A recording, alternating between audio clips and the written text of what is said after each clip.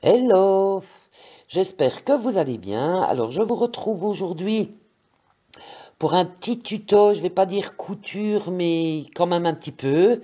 Je vais vous conseiller, si vous êtes vraiment une grande débutante, je vais vous conseiller sur le matos, parce que c'est vrai que au départ, ben, on a envie de tout acheter, on ne sait pas ce qu'il faut acheter, et on prend des choses qui ne conviennent pas, et c'est dépenser de l'argent pour rien. Donc voilà, je vous conseille, en tout cas sur mes préférences à moi, si ça peut vous aider pour choisir le vôtre, j'en serai ravi.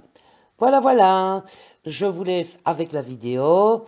N'hésitez pas, si ce n'est pas encore fait, à vous abonner à la chaîne, à cliquer sur la petite cloche pour ne louper aucune vidéo et surtout, si vous ne l'avez pas entendu dans mes précédentes vidéos, pour être averti des futurs concours à venir.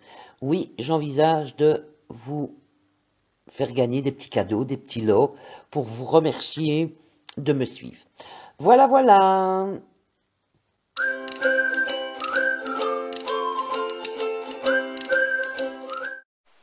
Alors, aujourd'hui, c'est pas une vidéo couture, mais là, je vais vous donner mon avis, vous conseiller pour le matos que vous devez acheter si vous voulez vous lancer dans la couture. Parce que honnêtement, vous voyez ici voilà, tout le matos que j'ai pour les mesures. Eh bien, honnêtement, il y a les trois quarts que je n'utilise pas. Au début, quand j'ai commencé dans la couture, ben, j'achetais à chaque fois, je voulais tout avoir. Et finalement, je ne me sers pas de tout. Vous voyez, par exemple, ici, j'avais acheté ce mètre en bois qui fait 1 mètre. Je l'utilise jamais. Jamais je l'utilise parce que c'est plus simple une fois que c'est sur la table. À la limite, ça va même être plus simple avec le mètre ruban. Voilà, donc j'ai celui-là. Celui-ci, c'est en fer et je trouve qu'elle est bien pratique. 50 cm, il y en a des plus petites. Pratique aussi quand c'est pour des petites pièces, genre des petites pochettes, des petites lingettes, tout quoi. Ben, c'est bien pratique, c'est pas lourd, c'est tout léger.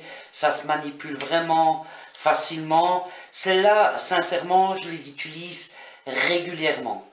Alors, on a celle-ci que je n'utilise plus beaucoup. Pourquoi? Parce que quand je découpe avec, je sais pas vraiment comment ça s'appelle, ma lame ici, ben, je l'abîme. Donc voilà, il y a des petits à-coups et tout. Enfin voilà, je l'ai, mais sincèrement, j'utilise pas grand-chose. Le mètre ruban, évidemment, que tout le monde connaît. J'ai aussi une équerre. Et celle-ci, je pense que c'est plus pour à la base du patchwork. Mais franchement, j'adore celle-ci. Si je ne devais en choisir qu'une, c'est celle-ci que je prendrais. Ok, c'est pas donné, question prix.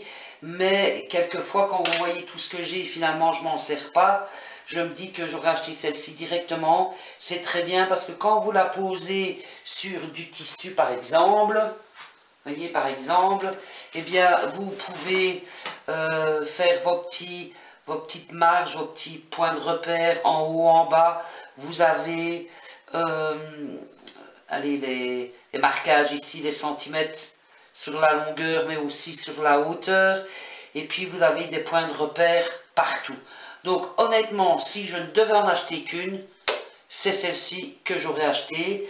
Et si vous êtes vraiment une grande débutante et que vous ne savez pas ce que vous devez acheter, je vous conseillerais celle-ci et limite, pour ne pas que ça coûte trop cher, parce que celle-ci est quand même assez chère, un mètre ruban.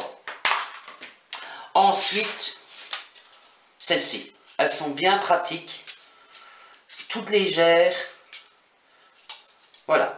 Les autres, sincèrement, je ne les utilise jamais. Alors, on va passer aux ciseaux. Comme vous constatez, ben, j'en ai de toutes les sortes. À la base, j'avais tout simplement acheté celui-ci il y a quelques années que je l'ai. Et puis finalement, j'ai racheté d'autres ciseaux, j'ai testé et finalement ben, j'ai des préférences pour certains tissus. Par exemple, allez, pour le tissu fin, je vais prendre celui-ci. Et je ne vais m'en servir que pour le tissu fin. Celui-là, c'est celui pour mon papier. Je ne coupe évidemment que du papier. Celui-ci ici, c'est plus des coupe-fils. Sincèrement, j'en ai déjà acheté d'autres paires et que j'ai jeté, tout simplement parce qu'ils ne coupaient pas. Tu payes cher et vilain. Et finalement, c'est celui-ci qui va le mieux. Et je crois que j'ai payé 3 €. Celui-ci, j'ai payé une dizaine d'euros et j'en suis pas contente. Donc voilà, quelquefois c'est bien d'avoir du matériel de qualité, mais quelquefois la qualité ne veut pas dire, enfin le prix ne veut pas dire la qualité. Sincèrement, à choisir, je préfère celui-ci que j'ai acheté chez Mondial Tissu, je pense. Oui, voilà, c'était chez Mondial Tissu. Ensuite, j'ai ces petits comme ça pour... Alors oui, j'en ai deux. Il y en a un que je laisse tout le temps auprès de ma brodeuse et l'autre auprès de ma surjeteuse. Maintenant, celui-ci, ben voilà, je l'ai tout le temps, que ce soit à la machine à coudre ou après quand je coupe tous mes petits fils, voilà. Ça, c'est très pratique. Vous posez sur la table et franchement, c'est un gain de temps. Maintenant, c'est vrai que selon la matière des tissus, quelquefois ça trace et ça n'a pas très bien coupé. Donc, je redonne un petit coup de ciseau. Mais honnêtement, 9 fois sur 10, ça va très bien. J'en suis vraiment contente. Ça, c'est un ciseau cranteur. Mais honnêtement, si vous débutez, voilà, vous n'êtes pas obligé d'acheter ça tout de suite. Parce que selon vos moyens, vous pouvez faire tous vos petits crans sur le côté avec un ciseau traditionnel. Donc, moi, ce que je vous conseillerais, si vous êtes vraiment débutante, ça ne sert à rien d'acheter 50 000 bazars, mais moi, j'achèterais un ciseau pour les tissus fins et un ciseau pour les tissus plus épais. Maintenant, moi ici, celui-là, c'est pour les tissus plus épais. Et celui-ci, ça va être pour comment je vais dire, moi, la mousse la watine, voilà. Ça va être un peu tout ça, tout ce qui est watine, tout ce qui est un petit peu plus épais. Et bien évidemment, un ciseau pour le papier. Alors, encore une fois, pas la peine d'aller donner des prix de saut. Je vous dis... moi, ça, je me suis dit, allez, mais le prix, j'ai payé 10-12 €, je ne sais plus exactement, et j'en suis pas contente. Alors que ces ciseaux-là, j'ai pas payé très cher, je ne saurais plus vous dire les prix. Il y a déjà un moment que je les ai, mais j'en suis satisfaite. Donc, si je devais vous en conseiller, un petit comme ça pour vos fils, un pour vos tissus fins et un pour vos tissus plus épais. Il n'y a pas besoin d'avoir la panoplie... oui, je sais, moi j'achète toujours tout, mais voilà, c'est pas utile d'acheter autant. En ce qui concerne le marquage, quand vous devez faire des tracés, tout simplement vos craies. Je vais vous dire sincèrement, c'est très rare quand je me sers des craies. Moi, j'utilise plus des stylos comme ça qui partent à la chaleur. Allez, si vous donnez un coup de fer dessus, hop, c'est parti. Et quelquefois, ça part même comme ça à l'air libre. Si vous faites votre traçage et que vous partez pendant 3 heures, quand vous revenez, vous risquez de ne plus avoir de traçage. Donc, quand vous tracez, découpez directement. Alors, si moi je devais en choisir qu'un, entre la craie et ceci, c'est ce que je prendrais. Ça, c'est un petit ustensile, qui est bien pratique quand vous avez des ouvrages que vous devez refaire sortir les coutures, refaire sortir les coins. C'est bien pratique et sincèrement, ça ne coûte pas cher du tout. Ceci, honnêtement, je ne sais pas combien ça se vend, mais ça ne doit pas être très cher parce que moi, je ne le trouvais pas dans le rayon, je l'ai demandé à la caisse et ils me l'ont offert. Donc, ça doit vraiment pas être cher. Les épingles. Alors, comme tout le monde, au départ, j'ai acheté des épingles avec des petites boules. dans des solderies, des choses comme ça, où c'était bien moins cher. Et puis finalement, j'ai opté pour des épingles un petit peu plus chères, mais elles sont beaucoup plus fines. Donc si vous passez à la machine dessus, ça risque pas, enfin en tout cas moi j'ai jamais eu la blague de casser votre aiguille. Elles sont vraiment fines et hyper souples. Voyez.